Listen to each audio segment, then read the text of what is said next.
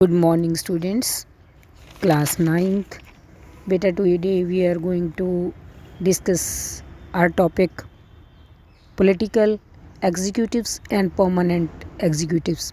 बेटा इस चैप्टर के बारे में मैंने पहली वीडियो में आपको need for political institutions, parliament, why do we need a parliament and two houses of parliament, इन सभी चीज़ों के बारे आपको अच्छे से समझाया है। और अब हम इस वीडियो में हमारा टॉपिक डिस्कस करेंगे पॉलिटिकल एग्जीक्यूटिव्स। पॉलिटिकल एग्जीक्यूटिव्स बेटा, इस वीडियो में हम देखेंगे कि पॉलिटिकल एग्जीक्यूटिव क्या है और इसे हम रिलेट करेंगे ऑफिस मेमोरेंडम की स्टोरी से। तो हम देखते हैं कि what does the term executive mean.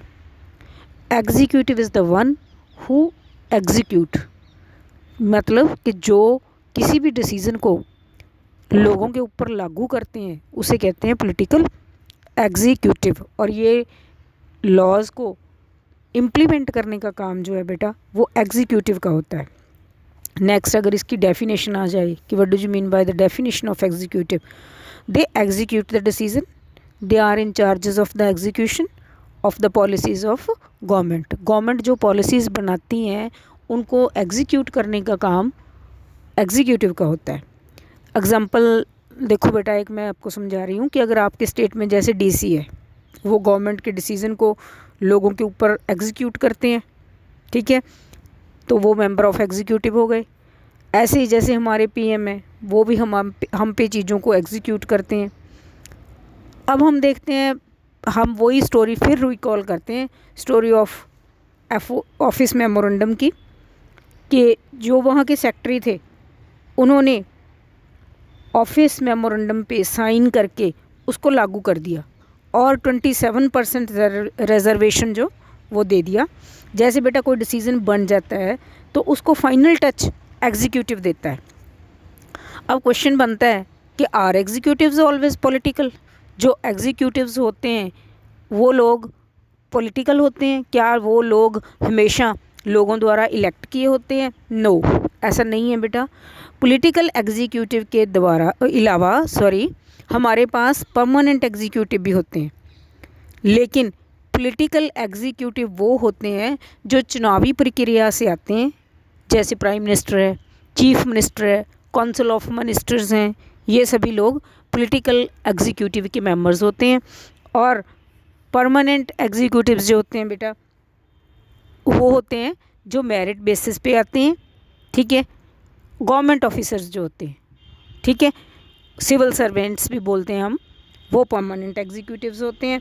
अब बेटा क्वेश्चन बनता है कि what do you mean bye permanent executive and difference between political and permanent executives. मैं ये क्वेश्चन आपको इकट्ठा समझा दूंगी। सबसे पहले हम देखते हैं कि पॉलिटिकल एग्जीक्यूटिव्स कौन होते हैं। बेटा political executives are elected by people for a specific period of time.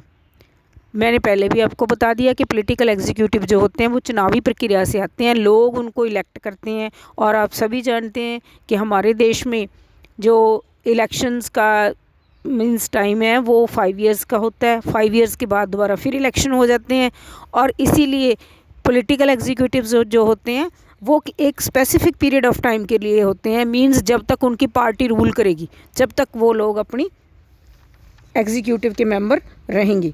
Second point इनका क्या है बेटा कि vacate the position with the change in government. जब गवर्नमेंट चेंज हो जाएगी तो वो लोग जो ऑटोमेटिकली चेंज हो जाएंगे, ठीक है, वो लोग, उन लोगों को अपनी कुर्सी छोड़नी पड़ेगी।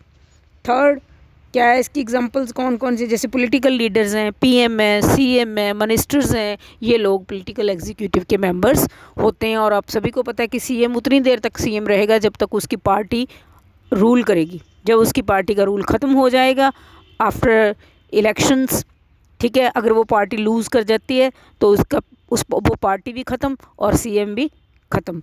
अब परमानेंट एग्जीक्यूटिव में कौन कौन से लोग आते हैं बेटा? They are elected on the basis of merit and appointed on long term basis. वो होते हैं बेटा लोग सिविल सर्वेंट्स, हमारे गवर्नमेंट ऑफिसर्स, जो अपनी मेरिट के बेस पे अपनी जॉब, अच्छी जॉब लेते हैं, अपना एग्ज़ाम क्लियर करते हैं, ठीक है, उन लोगों के पास अच्छी एजुकेशन होती है, एक अच्छा एक्सपीरियंस होता है, उन लोगों ने कंपटीशन में अपना एग्ज़ाम क्लियर किया होता है, तो वो लोगों को जब जॉब मिलती है वो लॉन्ग टर्म के लिए, लंबे समय के लिए अपनी जॉब पे बरकरार रहते हैं। बेटा they remain in office even when the ruling party changes, जब पार्टी चेंज हो जाती है तो उन लोगों को कोई मतलब नहीं होता, वो लोग तब भी अपना ही काम करते रहेंगे। बेटा जैसे हमारे डिस्ट्रिक्ट के डीसी हैं, एसडीएम हैं, पार्टी कोई भी आए, अकाली हो, कांग्रेसी हो, शिवसेना हो, बीजेपी हो, इन ऑफिसर्स को कोई लेना देना नहीं है। ये लोग एसडीएम हैं तो एसडीएम ही रहेंगे, बेशक कांग्रेस का राज हो, बेशक अकाली हो, कोई भी हो। इनकी एग्जांपल्स हैं बेटा हमारे civil servants, IAS, PCS officers. ठीक है, अब जब इन लोगों ने एग्ज़ाम क्लियर कर लिया तो ये लोग जब तक इनकी रिटायरमेंट की एज नहीं होती तब तक अपनी पोस्ट पे काम करेंगे। इसीलिए हम कह सकते हैं कि पॉलिटिकल एग्जीक्यूटिव में स्टेबिलिटी नहीं होती और परमानेंट एग्जीक्यूटिव में स्टेबिलिटी होती है, कि मीन्स जो परमानेंट होते हैं वो अपनी जॉब पे स्टेबल रहेंगे। ठीक है, पार्टी कोई आए कोई जाए, उनको कोई लेना देना नहीं है। लेकिन जो पॉलिटिकल एग्जीक्यूटिव होते हैं, जब पार्टी आएगी तभी वो एग्जीक्यूटिव में आएंगे, पार्टी ख़त्म तो उनकी पोस्ट भी ख़त्म। ठीक है, क्योंकि परमानेंट में ऐसा नहीं होता बेटा कि गवर्नमेंट चली गई तो उनकी जॉब भी चली जाएगी। ठीक है, नेक्स्ट क्वेश्चन बढ़ता है कि बेटा why does political executive have more powers than permanent executives. हम रूटीन में देखते हैं कि जो परमानेंट ऑफिसर होते हैं हमारे, आईसीएस, आईएएस, पीसीएस ऑफिसर्स होते हैं, जो नेता लोग होते हैं वो उनके ऊपर पूरा अपना रोब डालते रहते हैं। क्यों होते हैं पॉलिटिकल ज़्यादा पावरफुल? ठीक है, इस क्वेश्चन को हम क्लियर करते हैं। बेटा आपने देखा होगा सोशल मीडिया पे वीडियोस बहुत वायरल होती रहती हैं कि जो हमारे नेता लोग होते हैं वो, उनके पास ज़्यादा पावर होती है। ठीक है, आप रूटीन में देखते हैं कि नेता जो होते हैं वो गवर्नमेंट ऑफिसर्स को डांट लगा रहे होते हैं। अगर गवर्नमेंट ऑफिसर उनके कहने पे कोई काम ना करे तो उनकी ट्रांसफ़र करवा देते हैं। ठीक है, लेकिन ये गलत लगता है, होता है हमारे देश में ऐसा, लेकिन ये ठीक नहीं है, ये बहुत गलत है, ऐसा नहीं होना चाहिए। क्यों नहीं होना चाहिए? क्योंकि officers are more educated than the leaders. ठीक है, दे हैव मोर एक्सपीरियंस, उनके पास एक्सपीरियंस भी ज़्यादा है। वो लोग एक अच्छा कम्पिटिटिव एग्ज़ाम क्लियर करके अपनी जॉब पे आए हैं, उनके पास नॉलेज ज़्यादा है, उनके पास एक्सपीरियंस ज़्यादा है। ठीक है, बट फिर भी क्या होता है, लेकिन इसके लिए हमारे पास आर्गूमेंट्स भी हैं। मीन्स कि जो गलत लगता है, ये आर्गूमेंट्स हैं हमारे पास कि civil servants are usually more educated. Usually word का मतलब होता है आम तौर पे। ये हम सभी जानते हैं कि ऑफिसर्स जो होते हैं वो नेता लोगों से ज़्यादा पढ़े लिखे होते हैं, ज़्यादा एक्सपीरियंस्ड होते हैं, एंड उनके पास नॉलेज भी ज़्यादा होती है। They have more expert knowledge, उनके पास नॉलेज भी नेता लोगों से ज़्यादा होती है, क्योंकि उन्होंने अपने फील्ड की स्टडी की होती है।